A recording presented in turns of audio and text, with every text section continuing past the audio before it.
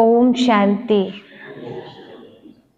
आज 18 सितंबर की मुरली सुनेंगे।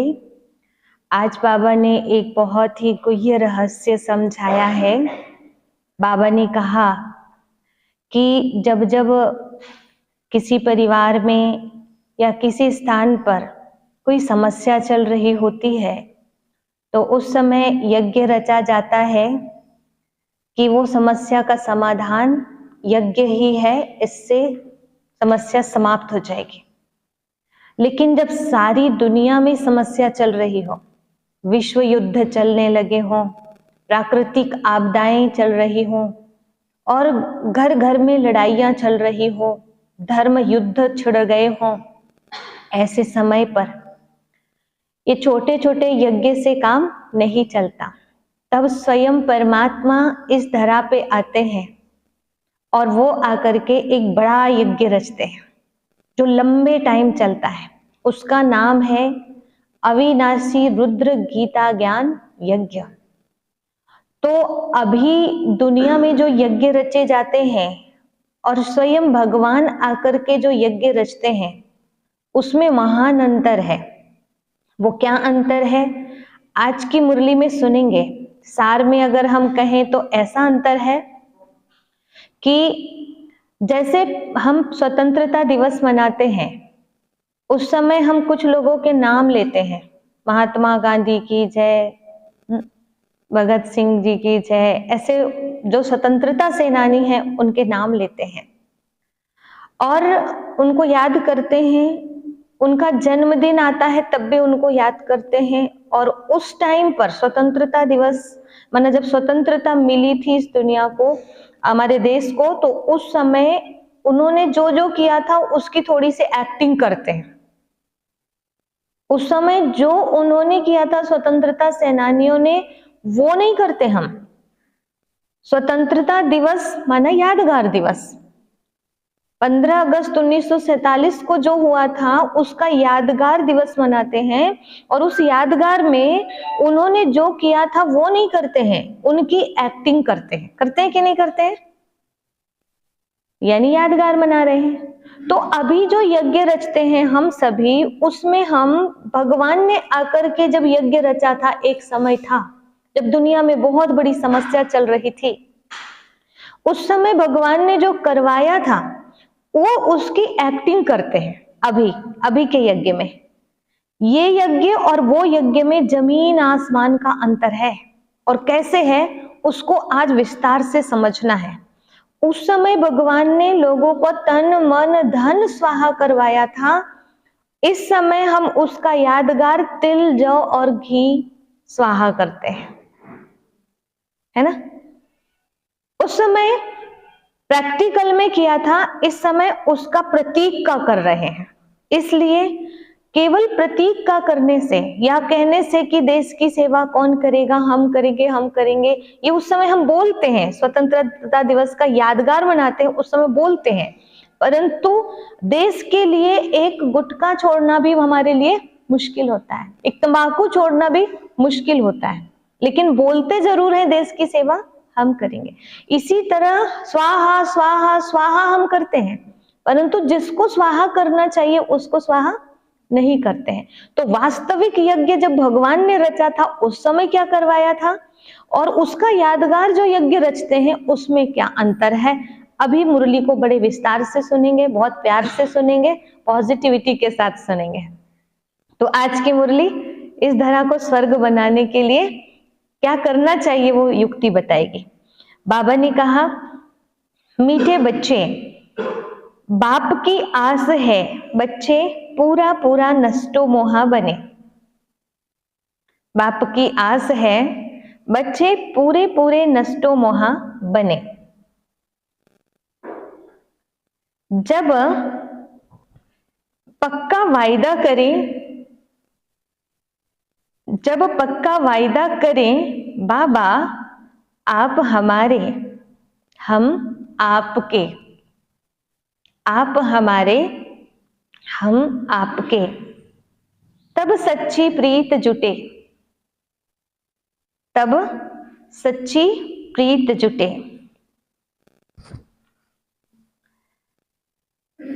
प्रश्न है, रुद्र शिव बाबा द्वारा रचे हुए यज्ञ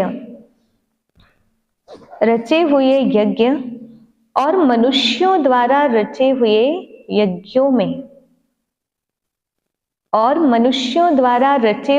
यज्ञों में मुख्य अंतर क्या है? मुख्य अंतर क्या है? उत्तर है, मनुष्य जो भी यज्ञ रचते उसमें जौ, तिल आदि स्वाहा करते।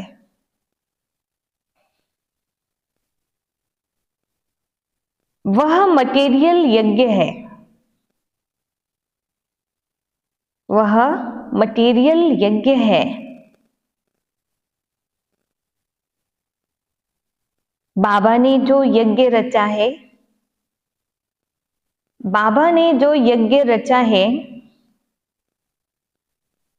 यह अविनाशी यज्ञ है।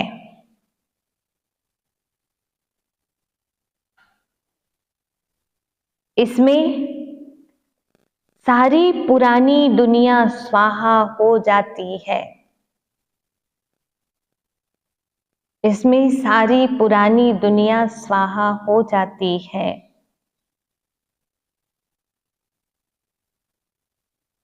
सेकंड पॉइंट है, वह यज्ञ थोड़े समय तक चलते हैं। वह यज्ञ थोड़े समय तक चलते हैं। यह यज्ञ जब तक विनाश ना हो, यह यज्ञ जब तक विनाश ना हो तब तक चलता रहेगा, तब तक चलता रहेगा। जब तुम बच्चे कर्मातीत अवस्था तक पहुंचेंगे, कर्मातीत अवस्था तक पहुंचेंगे, तब यज्ञ की समाप्ति होगी। तब यज्ञ की समाप्ति होगी। तो यज्ञ रचा ही है कर्मातीत बनाने, कर्म बंधन समाप्त करने, दुखी को सुखी बनाने। जब हम संपूर्ण पवित्र बन जाएंगे, एक एक विकार रोज रोज स्वाहा करते करते सारे विकार खत्म हो जाएंगे, तभी तो यज्ञ समाप्त होगा ना। जैसे अभी हम तिल जौ घी आदि स्वाहा करके यज्ञ की समाप्ति कर देते हैं, अंत में पूर्णाहुति कर देते हैं। भले हमारे अंदर का विकार छूटा हो या नहीं, हमारा यज्ञ कंप्लीट हो गया है ना, लेकिन विकार बुराई खत्म नहीं हुआ है तो घर में शांति आने वाली नहीं है, समाज में शांति आने वाली नहीं है। गीत है निर्बल से लड़ाई बलवान की, ये कहानी है दिए और तूफान की। आप जितना दिए की तरह जलने की कोशिश करोगे उतना तूफान आएगा, लेकिन अगर सच्चे दिल से दिया जल रहा है तो तूफान लड़ते लड़ते हार जाएगा। ओम शांति। अभी यह बच्चे जानते हैं कि इनको पाठशाला भी कहेंगे और ज्ञान यज्ञ भी कहेंगे। पाठशाला के हिसाब से एम ऑब्जेक्ट तो जरूर चाहिए। अभी यह यज्ञ भी है और पाठशाला भी है। ऐसे कहाँ होता है, लेकिन यहाँ है ना वंडर। यह रुद्र ज्ञान यज्ञ है। वे लोग इनकी कॉपी करते हैं। कॉपी करना माना यादगार मनाना। मटेरियल यज्ञ रचते हैं, उसमें जौ तिल आदि की आहुति डालते हैं, और दूसरा फिर बहुत बड़ा यज्ञ भी रचते हैं, जहां चारों तरफ शास्त्रों को रखते हैं, बहुत बड़ी जमीन ले लेते हैं, फिर एक तरफ चावल घी आटा आदि सब रखते हैं और दूसरे तरफ शास्त्र भी सब रखते हैं। जो शास्त्र मांगो वह सुनाएंगे। फिर वहां यज्ञ में स्वाहा भी करते रहते। बाबा कहते हैं यह रुद्र तो मेरा नाम है, कहते भी है रुद्र भगवान ने यज्ञ रचा था, इसका नाम पड़ गया रुद्र ज्ञान यज्ञ। जैसे नेहरू के बाद नाम रखते नेहरू मार्ग, नेहरू पार्क रखते ना, नेहरू आए ही नहीं थे तब कोई नेहरू पार्क था? वो आए, कुछ अच्छा काम करके गए तो उनके नाम से यादगार बन गए। ऐसे शिव बाबा कभी आए होंगे, रुद्र ज्ञान यज्ञ रचे होंगे, लोगों से स्वाहा करवाए होंगे, और फिर उसके बाद हम लोग अब उनका यादगार मना रहे हैं। अभी तो यादगार बस मना रहे, प्रैक्टिकल में नहीं स्वाहा कर रहे हैं। अगर सच्चा यज्ञ होता तो एक ही यज्ञ अशांति को दूर कर देता है। बाबा कहते हैं अब रुद्र तो है शिव, भगवान शिव, उसने ही रुद्र ज्ञान यज्ञ रचा है। इस यज्ञ में सारी पुरानी सृष्टि की आहुति पड़ती है। यह कोई की बुद्धि में थोड़े ही होगा।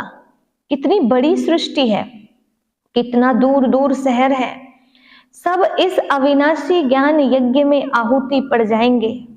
पुरानी दुनिया का विनाश तो जरूर होना ही है, फिर नई दुनिया बनेगी। विनाश होने में नेचुरल कैलेमिटीज भी मदद करती है, प्राकृतिक आपदाएं।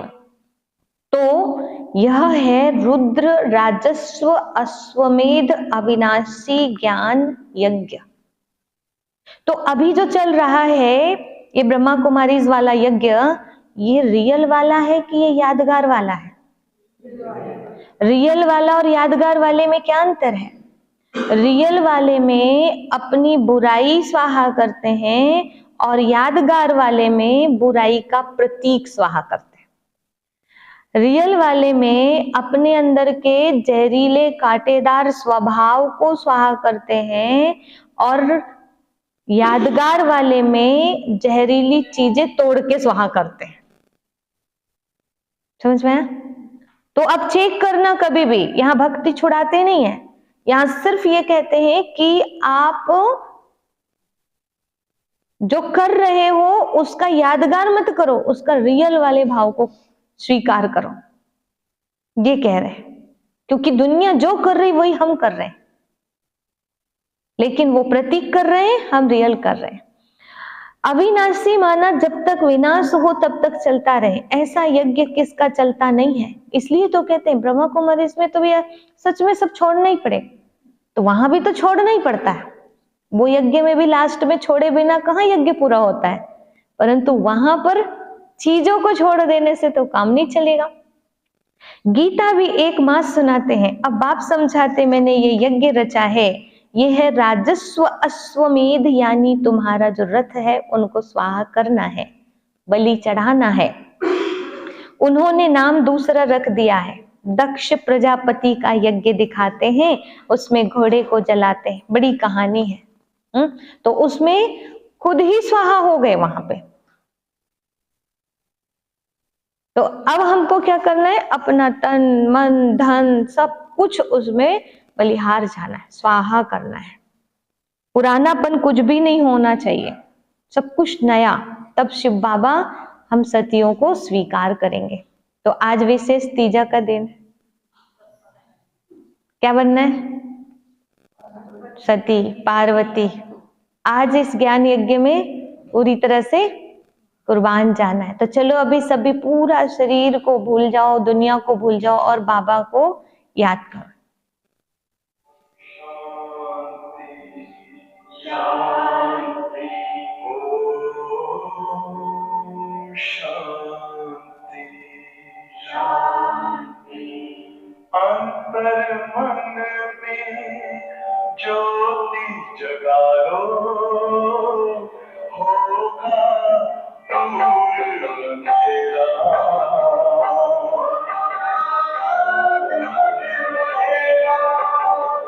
शिव का कर लो ध्यान, पारा पावन पुण्य सवेरा।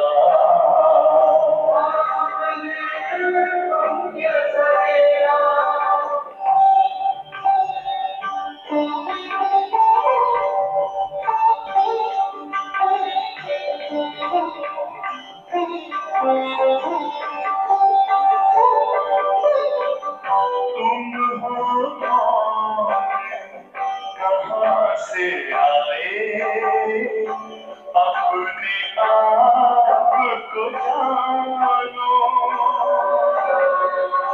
राजयोग के द्वारा अपना वर्ण पिता पहचानो। इसी राजपथ पर चल कर तुम पालो अपना बसेरा।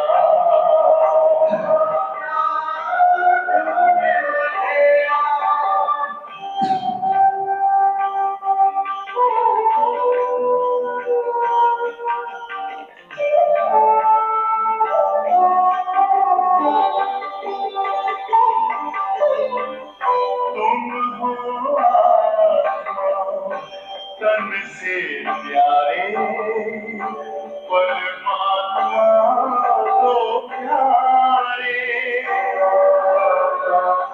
दिव्य गुणों को धारण करके योगी बनो दुलारे। ज्योति बिंदु ही तोड़ेगा ये माया मोह का घेरा।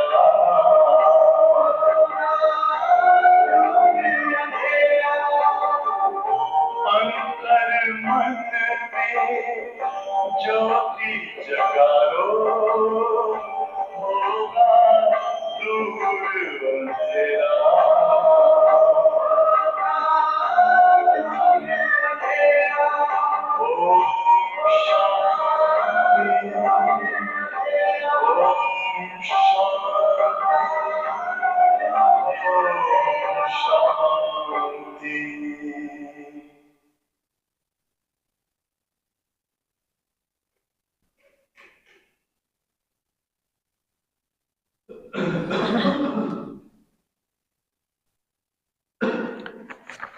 तो बाबा समझाते हैं, यह है मेरा अविनाशी ज्ञान यज्ञ, अविनाशी द्वारा अविनाशी यज्ञ।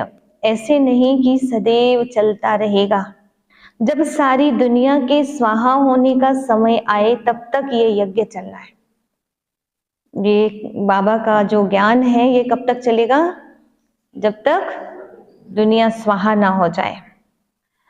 ऐसे नहीं कि सदैव चलता रहेगा, क्योंकि बाप है ज्ञान का सागर। भक्ति के तो ढेर शास्त्र हैं, ज्ञान का सागर बाप है तो जरूर उनके पास नया ज्ञान होगा। बाप अपना पूरा परिचय देते हैं और फिर सृष्टि चक्र कैसे फिरता है यह भी समझाते हैं, जिससे आत्मा त्रिकालदर्शी बनती है। त्रिकालदर्शी पने का ज्ञान और कोई दे ना सके। एक तो ज्ञान को धारण करना है और दूसरा तुम बच्चों को योग बल से विकर्माजीत बनना है। जन्म जन्मांतर के पापों का बोझा जो सिर पर है वह जलने में टाइम लगता है। रोज ध्यान करने क्यों बोलते हैं, योग करने क्यों बोलते हैं? बहुत सारा विकर्मों का बोझा है, उसको थोड़ा टाइम तो लगेगा ना, इसलिए थोड़ा थोड़ा रोज कर लो। तो क्या जब योग करते तब ध्यान रहता है कि मैं अपने पापों को भस्म करने के लिए बैठी हूँ? और जिसको ये ध्यान रहे कि मैं पापों को भस्म करने बैठी हूँ, वो उसका मन भागेगा कहीं? उसको नींद आएगी? आ ही नहीं सकती, क्योंकि वो कुछ काम करने बैठे हैं। कोई फ्री होके थोड़ी बैठे हैं कि खाली है चलो यहाँ बैठ जाओ टाइम पास कर लो, उसके लिए तो बैठे ही नहीं है। योग करने के लिए बैठे हैं, पापों को भस्म करने के लिए। तो बाबा कहते कितने वर्ष हुए हैं तो भी कर्मातीत नहीं हुए हैं। कर्मातीत अवस्था जब आती है तब यज्ञ भी समाप्त होता है। यह बहुत बड़ा भारी यज्ञ है। आसार भी देखते हो, तैयारियां भी हो रही हैं। आगे चलकर तुम देखेंगे नेचुरल कैलेमिटीज की भी तैयारी हो रही है। कभी जोर से फ्लड्स होंगे तो कभी अर्थक्वेक, कभी फैमन होगा, अकाल पड़ेगा। वो लोग तो गपोड़े मारते हैं। अब देखो बाबा क्या कह रहे हैं, दुनिया क्या कह रही है। वो लोग गपोड़े मारते कि 4 वर्ष का प्लान बनाया फिर अनाज बहुत हो जाएगा। अभी प्लानिंग बहुत चल रही है, अभी हम चंद्रमा पर जा रहे हैं, अभी हम ये कर रहे हैं, अभी ऐसा हो जाएगा, अभी 4 वर्ष बाद इतना अनाज हो जाएगा, ऐसी प्लानिंग है। बाबा कहते अरे खाने वाले मनुष्य भी तो बहुत जाती हैं, सिर्फ मनुष्य थोड़े ही, टिड्डियां मक्कड़ आदि भी तो खा जाते हैं। कभी टिड्डी लग गई तो सब चट कर देती है, फ्लड्स आते हैं, बहुत नुकसान कर देते हैं। यह विचारों को पता नहीं पड़ता। तुम जानते हो फैमन आदि पड़ना जरूर है, अकाल पड़ेगा, ये कौन बोल रहे हैं? उसकी तैयारी करो। मन के लड्डू खाने से काम नहीं बनेगा। आसार दिखाई पड़ते हैं, थोड़ी लड़ाई लग जाए तो अनाज आना ही बंद हो जाए। आगे लड़ाई में कितने स्टीमर्स डूबे थे, 1-2 का बहुत नुकसान किया था। बाबा कहते हैं 5000 वर्ष पहले भी यह यज्ञ रचा था और तुम राजयोग सीखे थे। यानी हम अपनी तैयारी ऐसे कर ले, बाबा जैसे बता रहे वैसी तैयारी कर ले। ये मन के लड्डू जो खा रहे और खिला रहे उनके आधार पर चलेंगे ना तो हम धोखा खा लेंगे। जैसे दुनिया तो धोखा खानी ही खानी है। इसलिए जो मुरली नहीं भी सुनते उनको भी सुनना चाहिए, नहीं मानते तो भी सुन तो लो और थोड़ी थोड़ी तैयारी तो कर लो, गलती से ही तैयारी कर लो। मतलब विश्वास नहीं है तो भी कर लो, क्यों कर लो, काम यही आएगा। यज्ञ रचा जाता है ब्राह्मणों द्वारा।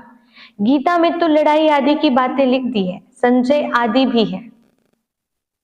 ये सब है भक्ति मार्ग की सामग्री, ये भी अविनाशी है। ये भी की बातें हैं। जब भगवान आए गीता ज्ञान सुनाए, उस समय डायरेक्ट भगवान जो है वो अर्जुनों को सुना रहे थे, जो खुद की इच्छा से आना चाहते सुनना चाहते उनको सुना रहे थे। लेकिन जिन्होंने सुन लिया था वो जाकर धृतराष्ट्र को सुना रहे थे।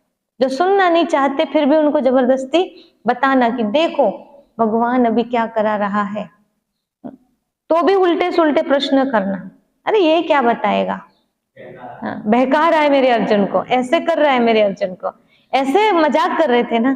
तो जितने धृतराष्ट्र ऐसे कह रहे हैं उनका क्या हाल होगा जब गीता ज्ञान एंडिंग में पहुंच जाएगा, तब कहते हैं अब तो लगता है संजय कैसे बोलेंगे ना, संजय अब तो मुझे लगता है कि कृष्ण जहां है वही जीत है, अब तो हमारी हार निश्चित है। अब डरने लगा, अब कांपने लगा लास्ट में, क्यों? क्योंकि सारे लक्षण दिखाई देने लगे। बाबा कहते हैं रामायण आदि जो भी शास्त्र निकले हैं वो फिर निकलेंगे। जिन्हों की राजधानी चली है, अंग्रेज आए, मुसलमान आए, ये सब होकर गए और फिर आएंगे क्या? अगले बार वाले द्वापर कलयुग में नहीं आएंगे क्या? साइकिल रिपीट होगा, फिर भी पार्टीशन होगा। इन बातों को तुम जान सकते हो, तुम्हारे में भी नंबरवार है, कोई तो कुछ भी नहीं जानते। इसके पीछे भी टेंशन नहीं लेना है, ये मुसलमान ऐसे क्यों कर रहे हैं, ये क्रिश्चियन ऐसा क्यों कर रहे हैं। स्वयं को पावरफुल बनाना है, सिर्फ मेरा काम ये है। जब भारतवासी कमजोर हुए थे तब मंदिरों में आक्रमण हुए थे, है ना। हमसे अधिक पावरफुल है कोई तभी तो आक्रमण करेगा। तो हम पावरफुल क्यों नहीं बनते? दूसरे को चिल्लाने से बढ़िया तो पावरफुल बने ना। तो बाबा समझाते कितने यज्ञ रचते हैं, उन्हों को समझाना है वास्तव में है अश्वमेध अविनाशी रुद्र ज्ञान यज्ञ, जो रुद्र शिव भगवान ने ही रचा था, कृष्ण ने नहीं। श्री कृष्ण का वही चित्र तो सतयुग में मिलेगा। श्री कृष्ण जो थे जैसे थे वो फिर से वहां ही मिलेंगे, फिर कभी मिल ना सके, क्योंकि वो नाम रूप देश काल तो सब बदलता रहता है। अभी जो फोटो बनाते हैं वो रियल थोड़ी रहता है। ऐसे तो हो नहीं सकता कि श्री कृष्ण आकर अपने को पतित पावन कहलाएं। पतित पावन एक ही परमात्मा है। ऐसे नहीं कि तुम कहेंगे पहले से ही क्यों नहीं रूप दिखाया, नहीं, ऐसे थोड़े ही कि सब पहले से ही बता देंगे। अर्जुन को भी जो रूप दिखाया वो तो कितने अध्याय, 11वें अध्याय में लास्ट में दिखाया, तो पहले ही अध्याय में क्यों नहीं दिखा दिया? पहले अध्याय में तुम योग्य ही नहीं थे देखने के, तुम्हारा तीसरा नेत्र ही नहीं खुला था। दूसरे अध्याय में तो आत्मा का ज्ञान दिया, जब आत्मा का बोध होगा, फिर उसको धीरे धीरे वो अनुभव करेगा, तब तो फिर बाद में वो परमात्मा को देख पाएगा ना। नहीं, पहले बाबा ने ऐसे क्यों नहीं बताए? 75 में तो कुछ और बोले थे, 2000 में कुछ और बोले। अरे जिस समय जैसा समय वैसा बोलेंगे ना। अब वो ये भी कहने लगे अर्जुन को दूसरे ही अध्याय में क्यों नहीं दर्शन करा दिए, तभी मान जाता, इतना लंबा सुनाना नहीं पड़ता। भगवान को इतनी अकल नहीं है क्या कि कब साक्षात्कार कराना और कब नहीं कराना है? तो ऐसे ही शिव बाबा भी जो कह रहे हैं उस अपनी समझ से कर रहे हैं। हमको कई लोग ज्ञान बताते हैं, आप लोगों की संस्था बहुत आगे बढ़ सकती, बस थोड़ा सा ये पवित्रता वाला बोलना बंद करो, और ज्ञान तो बहुत अच्छा है। भगवान से भी ज्यादा ज्ञानी हो गए क्या? सतयुग लाना है तो जैसे अभी चालाकी चलती है ना, माल अच्छा बिकेगा, बस इसमें थोड़ी सी ये मिलावट कर दो। ऐसे ही इधर भी बताते हैं, आपको भी अच्छी संस्था चलानी है ना, तो क्या करो, बस ये पवित्रता वाली बात करना बंद कर दो। और सबको बोला, बिल्कुल वो भेड़ बकरी वाला काम। बाबा कहते तुम कहेंगे पहले से ये ज्ञान क्यों नहीं देते थे, एक ही रोज में क्यों नहीं ज्ञान दे देते? परंतु नहीं, ये तो ज्ञान सागर है, तो जरूर आहिस्ते आहिस्ते सुनाते रहेंगे, हमारी कैपेसिटी भी तो देखेंगे। ऐसे थोड़ी कि सब एक ही टाइम पर पढ़ लेंगे, नंबरवार पढ़ेंगे, और पढ़ाई में टाइम लगता है। इसका नाम है ही अविनाशी रुद्र ज्ञान यज्ञ। अब यह तो कहाँ भी लिखा हुआ नहीं है, शास्त्रों में निमित्त मात्र सिर्फ अक्षर है। भारत का प्राचीन सहज राजयोग, अच्छा प्राचीन कब? शुरुआत में, तो जरूर इस अविनाशी ज्ञान यज्ञ से स्वर्ग बनाया होगा। बाबा कहते हैं मैं आता हूँ कल्प कल्प संगम युगे। उन्होंने भूल कर दी है, टाइम भी बदल दिया है, फिर सत्युग की आयु भी लाखों वर्ष लिख दी है, गपोड़े लगा दिए हैं। सही भी लिखी थी, सही भी लिखी थी, कलयुग की आयु 1200 वर्ष लिखी थी, फिर उसको अपनी मनगढ़ंत बातों से मनुष्य की कल्पना के अनुसार 4,32,000 और देवताओं की गणना अनुसार 1200 वर्ष है। तो कहाँ देवता की गणना और कहाँ मनुष्यों की गणना, कितना अंतर हो गया। ये दोनों चीज शास्त्र में लिखी है, वही चीज तो शिव बाबा बता रहे बच्चे ये गलत है और ये सही है, मान जाओ तो ठीक, नहीं तो समय मनवाएगा। स्वास्तिका के में भी 4 हिस्से कर दिए हैं, ज्ञान और भक्ति। आधा कल्प भक्ति माना रात और आधा कल्प ज्ञान माना दिन। ज्ञान की प्रारब्ध मक्खन मिलता है, भक्ति की प्रारब्ध छाछ मिलती है, गिरते गिरते एकदम खत्म हो जाते हैं। नई दुनिया को फिर पुराना जरूर बनना है। अब यहाँ पर प्रश्न उठा सकते, भक्ति की प्रारब्ध छाछ, ज्ञान की प्रारब्ध मक्खन, ऐसा कैसे बोल सकते हो? तो जो रियल, जैसे अपनी बुराई को चढ़ाएंगे तो प्राप्ति ज्यादा होगी, और बुराई का प्रतीक चढ़ाएंगे तो, असली नोट दान करेंगे तो प्राप्ति ज्यादा, और नकली नोट दान कर देंगे तो और पाप लग जाएगा।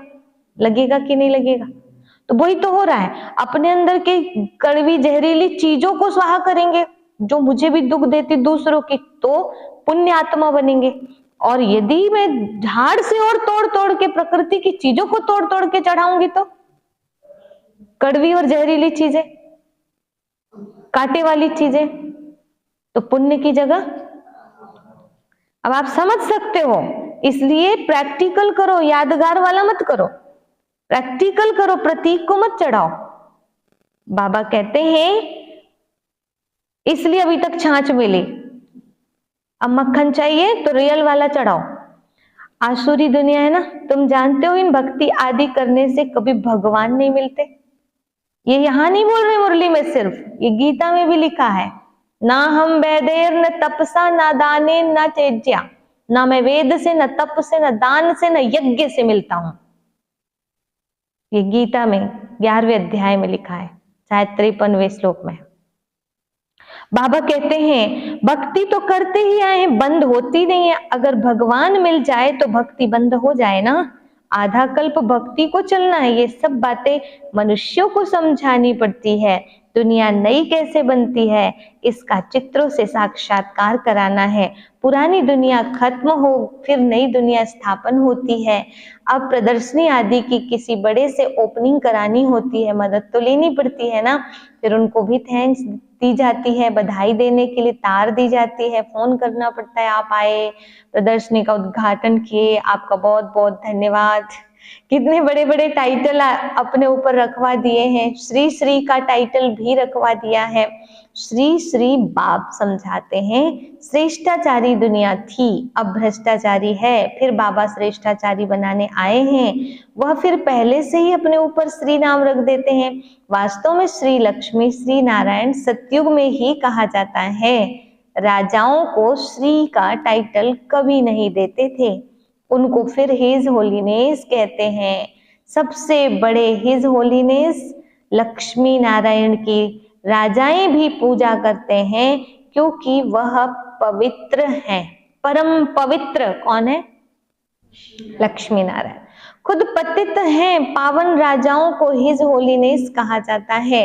अभी तो हिज हाईनेस के बदले बहुत टाइटल सबको दे दिए हैं, श्री श्री कहते रहते हैं। कोई परम पवित्र है नहीं, परम श्रेष्ठ है नहीं, फिर भी परम श्रेष्ठ और परम पवित्र का टाइटल दे देते हैं। बाबा कहते हैं अभी बेहद का बाप तुमको श्री बना रहे हैं। नई दुनिया कैसे स्थापन होती है चित्रों पर ही समझा सकते हैं। अभी इधर कहते हैं काम क्रोध नरक के द्वार हैं, फिर थोड़ी देर में समझाते हैं संपूर्ण रूप से काम वासना तो छोड़ नहीं सकते हैं। ऐसे बोलते ना, हाँ नहीं छूट रही है, हम छोड़ने का प्रयास कर रहे हैं, ऐसे बोलना चाहिए। लेकिन छोड़ ही नहीं सकते, ये हो ही नहीं सकता, तो फिर ये बात बोलना भी नहीं चाहिए कि काम क्रोध नरक के द्वार है। उसके बिना दुनिया चलेगी ही नहीं, तो ये बोलने से क्या मतलब फिर? विषय विकार मिटाओ पाप हरो देवा, ये गाना गाने से क्या मतलब फिर? बाबा कहते हैं हम भ्रष्टाचारी से श्रेष्ठाचारी बनाने की सेवा करते हैं, आप ओपनिंग करो। उन्हें समझाना चाहिए कि सेकंड में जीवन मुक्ति गाया हुआ है ना, समझाने वाला बड़ा एक्टिव होना चाहिए, फुर्त होना चाहिए। मिलिट्री वाले कितने टिप टॉप रहते हैं, तुम बच्चों का नाम कितना बड़ा है, शिव शक्ति सेना। कौन हो? ये ज्ञान मिलता ही है अबलाओं को, अहिल्याओं को, साधारण लोगों को। यहाँ की बातें ही वंडरफुल है। ऊंचे ते ऊंच भगवान, और पढ़ाते देखो किन्हों को हैं, अहिल्याओं को, कुब्जाओं को। भगवान वाच उन्हों को राजयोग सिखलाता हूँ। ड्रामा में ऐसी नूंद है, परंतु अपने को सब पाप आत्माएं समझते थोड़े ही हैं। बाबा कहते हैं ये अंतिम जन्म पवित्र बनेंगे तो 1 सेकंड में जीवन मुक्ति पा सकते हो। आते तो बहुत हैं, आश्चर्यवत सुनंती कथनती, बाबा का बनंती, और फिर भी गिरंती और लास्ट में भागंती हो जाते हैं। यह शुरू से लेकर होता रहता है। ऐसा नहीं है कि जो शुरू से आया है वो चलेगा ही चलेगा। किसी की समझ में आएगी, किसी की नहीं आएगी। सुबह को कहेंगे हमको पक्का निश्चय हो गया, और शाम को कहेंगे मुझे तो संशय है। जब तो कहते हैं शुरू शुरू में आए, बड़े अच्छे से बताए, भगवान आ गया है, बहुत अच्छा ज्ञान है, आप भी सुनो। और अब कहते हैं अब बहुत अच्छे से वीडियो डाला, हमने ब्रह्मा कुमारी को क्यों छोड़ा, सुनो। तो उस समय नशा चढ़ गया था और अभी नशा उतर गया। तो जिनका नशा कभी भी उतर जाता है ना, वो अब जहां जुड़े हैं वहां पर भी गड़बड़ होने वाली पक्का। आज अब जिसको वो अच्छा कह रहे हैं उसको भी कल वो ऐसे ही बोलेंगे, वहां भी धोखा मिला, वहां भी कुछ ऐसा मान सान नहीं मिला, तो वहां से भी वो जाएंगे। और कहाँ जाएंगे? जहां मान सान से मिल रहा है। मान सान वाले ही तो छोड़ते हैं ये सब चीजें। सास ससुर को भी क्यों छोड़ते हैं? प्रॉपर्टी चाहिए हमको, हमारा हिस्सा चाहिए, हम सबका नहीं कर सकते, हम आराम की कंफर्ट जोन में रहना चाहते हैं। इस तरह से बड़ों के बीच में क्यों नहीं रह सकते? बड़े जो हैं, जो संस्था चला रहे हैं, उनके बीच में क्यों नहीं रह सकते? क्योंकि वहां पे ऐसा है, कब तक छोटे बन के रहेंगे? हम में भी तो इतना ज्ञान है, बड़े से ज्यादा तो हम सेवा कर रहे हैं, फिर उनका नाम हो रहा है, हमारा नाम तो हो नहीं रहा है। हम तो अलग खोल लेंगे तो इनसे ज्यादा लोग तो हमारे पास आएंगे।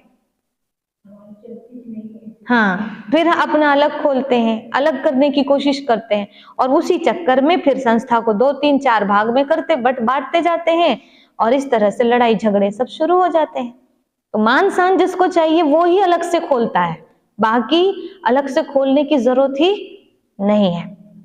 बाबा कहते हैं मंजिल ऊंची है, मैं छुट्टी लेता हूँ ड्रामा की भावी, बाप को फारकती दे देते हैं, माया इतनी प्रबल है जो चलते चलते थप्पड़ लगा देती है। बच्चे कहते हैं बाबा माया को कहो ना थोड़ी नरम हो जाए, तो बाबा क्या बोलेंगे बताओ? बाबा क्या बोलेंगे? बाबा कहते हैं मैं तो माया को कहता हूं और गर्म हो जाओ, खूब गर्म हो जाओ। बाबा कहते खबरदार रहना, ऐसे नहीं कि माया थप्पड़ मार दे और तुम फंस पड़ो। देखो उसको कहते तुम गर्म हो जाओ मेरे बच्चों के लिए। ये शास्त्रों में दिखाते हैं, शंकर जी जो है उनके कार्तिकेय है ना, उसको मजबूत बनाने के लिए खूब प्रयास करते हैं। इधर से शेर भेजते हैं, इधर से ऐसे भयंकर हिंसक प्राणियों को भेजते हैं, और वो फिर उनके साथ लड़ता है। पार्वती को पता नहीं था तो वो क्या करती हैं, डर जाती हैं और कहती ये क्या हो रहा है, मेरे बच्चे का क्या होगा? तो कहते शांत, लड़ने दो उसको, लड़ने दो। ये है बाबा माया को भेजते हैं और हम बच्चों की परीक्षा लेते हैं। उसको कहते और गर्मी से जाना, थोड़ा जोर से जाना, और बच्चे कहते हैं बाबा उससे बोल दो ना थोड़ा नरम से आए। बाबा कहते नहीं तुम तैयार रहना। हाँ, हमको भी फिर कहते खबरदार रहना, ऐसे नहीं कि माया थप्पड़ मार दे तुम फंस पड़ो।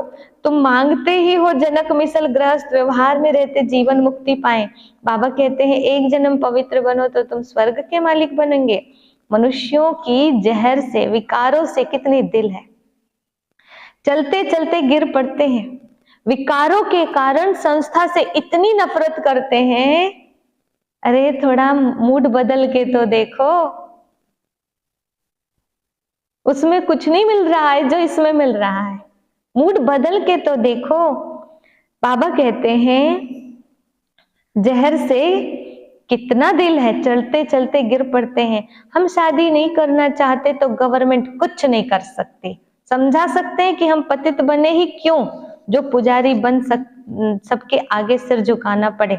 मैं कुमारी हूं तो सब मेरे आगे सिर झुकाते हैं, तो हम क्यों ना पूज्य रहें? कोई मना नहीं करेगा। अभी गवर्नमेंट भी ऐसी है कि खुद ही ब्रह्मचारी है तो दूसरे को क्यों वो ब्रह्मचर्य तोड़ने को बोलेंगे, है कि नहीं है? कोई भी मना नहीं कर सकता। आज के समय में महिलाओं को भी फुल अधिकार है, तुम जैसा जीना चाहो जी सकते हो। बेहद का बाप कहते हैं कि पवित्र पूज्य बनो, एक ही राजयोग का इम्तिहान है, कितने चढ़ते और गिरते हैं, हर एक अपना अपना पार्ट बजाता है। सच्चा प्यार क्या होता है? सच्चा प्यार में स्वतंत्रता होती है। जिससे प्रेम करते उसको स्वतंत्र कर दो, तुम जैसा जीना चाहो वैसा जियो। ऐसे ही लोग प्यार कर सकते हैं, नहीं तो थोड़े दिन बाद में वो खत्म हो जाता है। जबरदस्ती ढोते रहते हैं पति पत्नी को और पत्नी पति को, ऐसा जीवन किस काम का? जबरदस्ती करवाएं कोई भी कार्य कि तुमको हमारे पांव दबाना ही पड़ेगा, तुमको ऐसा करना ही पड़ेगा, ये स्वतंत्रता नहीं है।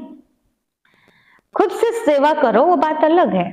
बाबा कहते हैं पूरा नष्टो मोहा बने तब बाप से प्रीत जुटे, पूरी प्रीत जुटे। बाबा बस हम तो आपको ही याद करेंगे, आपसे वर्षा लेकर ही छोड़ेंगे, ऐसी प्रतिज्ञा करनी पड़े, तब ही स्त्री पुरुष दोनों पवित्र बन स्वर्ग धाम जा सके। दोनों ही ज्ञान चिता पर बैठ जाएंगे, ऐसे बहुत जोड़े बनेंगे, फिर जल्दी जल्दी झाड़ बढ़ना शुरू हो जाएगा। ऐसे स्त्री पुरुष चाहिए जो दोनों सुबह शाम बढ़िया मेडिटेशन करें और मुरली सुने और पवित्र जीवन जिए, घर को आश्रम बना दें। ऐसे पति पत्नी चाहिए, ऐसे स्त्री पुरुष चाहिए। अच्छा, मीठे मीठे सिक्की लदे बच्चों प्रति माता पिता बाप दादा का याद प्यार और गुड मॉर्निंग। रूहानी बाप की रूहानी बच्चों को नमस्ते। हम रूहानी बच्चों की रूहानी बाप दादा को याद प्यार गुड मॉर्निंग और नमस्ते। सार है, इस अविनाशी ज्ञान यज्ञ में अपने इस रथ सहित सब कुछ स्वाहा करना है। अपने इस रथ सहित सब कुछ स्वाहा करना है। सर्विस के लिए बहुत बहुत चुस्त और फुर्त बनना है। सर्विस के लिए बहुत बहुत चुस्त और फुर्त बनना है। पहले तो अपनी पढ़ाई के लिए, अमर कथा सुनने के लिए, सत्यनारायण की कथा सुनने के लिए, यही तो कथा चल रही रोज की, इसको सुनने के लिए चुस्त और फुर्त बनना है। जल्दी से तैयार करो, अपने घर के कारोबार करो, अपने आप को तैयार करके जल्दी आओ, भागो, चुस्त और फुर्त बनो अपने लिए पहले। जब हम तैयार हो जाएंगे, जो अंदर भर जाएगा ज्ञान योग, तो देंगे ही देंगे, सेवा करेंगे ही करेंगे, फिर सेवा करने का भी मन करेगा। अब कुछ है ही नहीं सुनाने के लिए, तो सुनाने का मन कहां से करेगा, और भरा है तो सुनाए बिना रहेंगे नहीं। तो पहले खुद के लिए चुस्त फुर्त बनना है, खुद के पुरुषार्थ के लिए, फिर दूसरों की सेवा के लिए भी बनना है। सेकंड पॉइंट है, माया कितना भी गर्म हो, सावधान रह, उसके थप्पड़ से स्वयं को बचाना है। सावधान रह, उसके थप्पड़ से स्वयं को बचाना है। घबराना नहीं है। परिस्थितियां भी बाबा भेजते हैं और फिर कहते हैं आप सावधान भी रहो। ये है पिता का प्यार बच्चों को मजबूत बनाने के लिए। घबराना नहीं है। वरदान है, दया भाव को धारण कर, दया भाव को धारण कर, सर्व की समस्याओं को समाप्त करने वाले, सर्व की समस्याओं को समाप्त करने वाले मास्टर दाता भव, मास्टर दाता भव।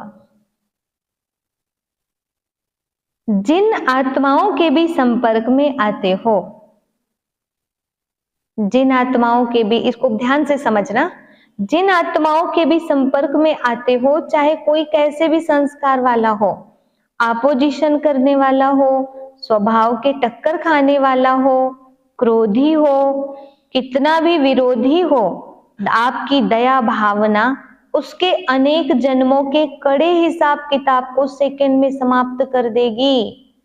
आप सिर्फ अपने अनादि आदि दातापन के संस्कारों को इमर्ज कर, क्या करना है, आप सिर्फ अपने अनादि आदि दातापन के संस्कारों को इमर्ज कर दया भाव को धारण कर लो, तो ब्राह्मण परिवार की सर्व समस्याएं समाप्त हो जाएंगी। सारी समस्या समाप्त करने का तरीका क्या बताया बाबा ने, इसको समझ लो। ये 100% सत्य है कि अपने अनादि आदि दाता स्वरूप को धारण कर दो, रहम दिल स्वरूप को धारण कर लो। मतलब जैसे मूर्ति है, देवी है, देवी या देवता के आगे एक पीने वाला भी आ गया है, मांसाहारी भी आ गया है, और एक बड़ा अच्छा सज्जन व्यक्ति भी आ गया है।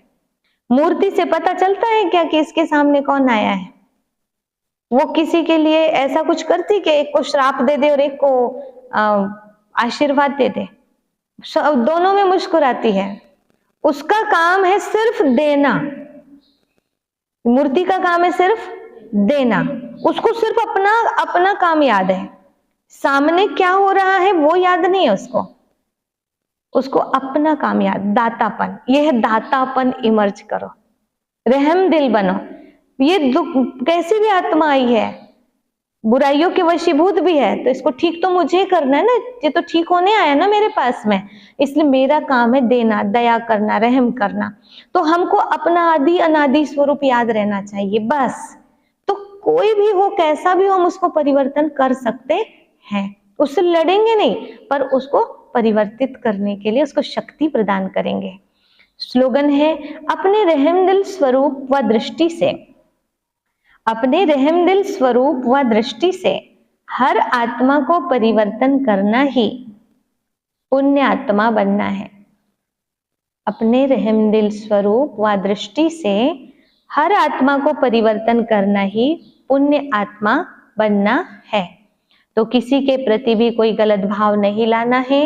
जो भी है बेचारे हैं, विकारों के वश हैं, मुझे उन पर दया करना है, रहम करना है, उनके लिए बाबा से शक्ति ले करके उनको भी देना है। ये मेरा काम है, मैं दाता की संतान देने वाली हूँ। तो आज विशेष तीजा का प्रोग्राम है, आज 2 बजे से रहेगा। हम सभी विशेष पार्वती की तरह, सती की तरह तपस्या करेंगे और उन्होंने क्या क्या किया था वो सारी बातें आज विस्तार से सुनेंगे और उसको प्रैक्टिकल भी करेंगे। तो आज की मुरली का सार क्या निकला कि ये रियल यज्ञ है जिसमें अपनी बुराई स्वाहा करते हैं, और वो यज्ञ है यादगार जिसमें प्रतीकों को स्वाहा करते हैं। तो जो वास्तविक यज्ञ करेगा उसको फल मिलेगा, मक्खन मिलेगा, और जो प्रतीक वाला करेगा उसको छाछ मिलेगा। ओम शांति।